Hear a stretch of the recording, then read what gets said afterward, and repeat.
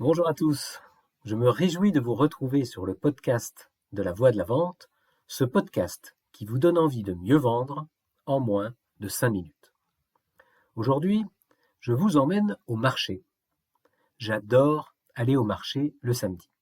On y retrouve des tas de vendeurs, des bons et même des très bons, et puis des super mauvais.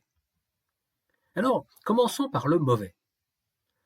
Je m'approche de l'étal du boucher charcutier, vous l'avez compris, c'est lui le mauvais. Je lui demande s'il a du lard.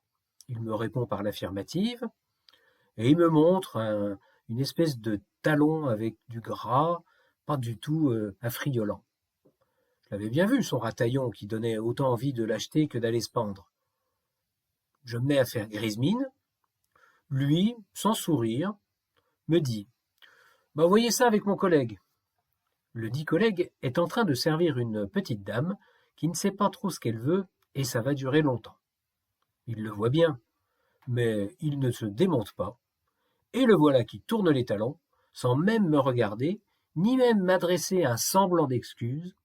Je le vois se diriger vers l'extérieur pour aller se fumer une petite clope.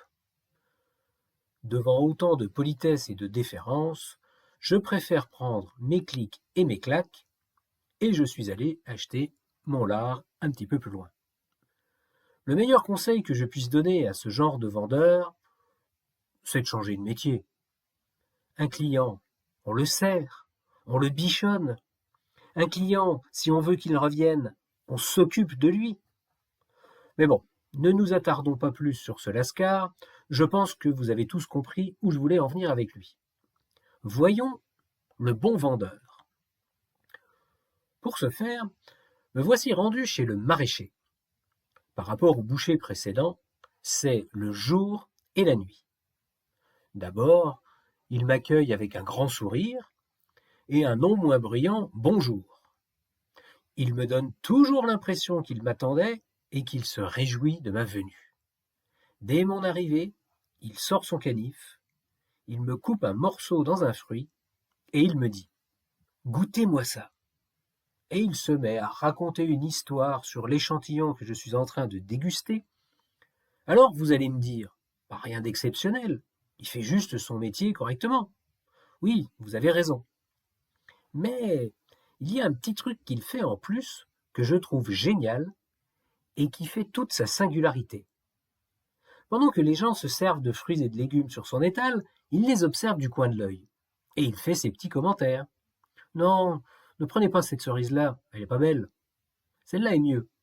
Ou alors, tiens, avec vos pommes de terre, prenez donc une patate douce en plus. Ça se marie super bien en purée. Mais le clou dans ses commentaires, c'est quand il pousse à la consommation tout en douceur, avec classe. Il regarde la personne qui charge son sachet en fruits ou en légumes, et quand elle a fini, il la fixe dans les yeux, et il lui dit avec un grand sourire avenant, « Vous n'avez pas 2 kilos là, 2 kilos pour 3 €. Avec cette simple petite phrase, il vend des kilos et des kilos en plus. Et personne ne lui dit qu'il force la main. Pourquoi ça?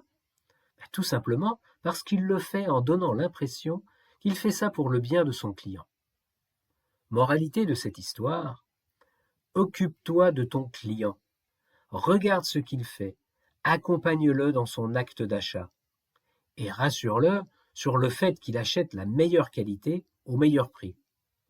Vérifie que c'est vrai. Alors maintenant, à vous de jouer.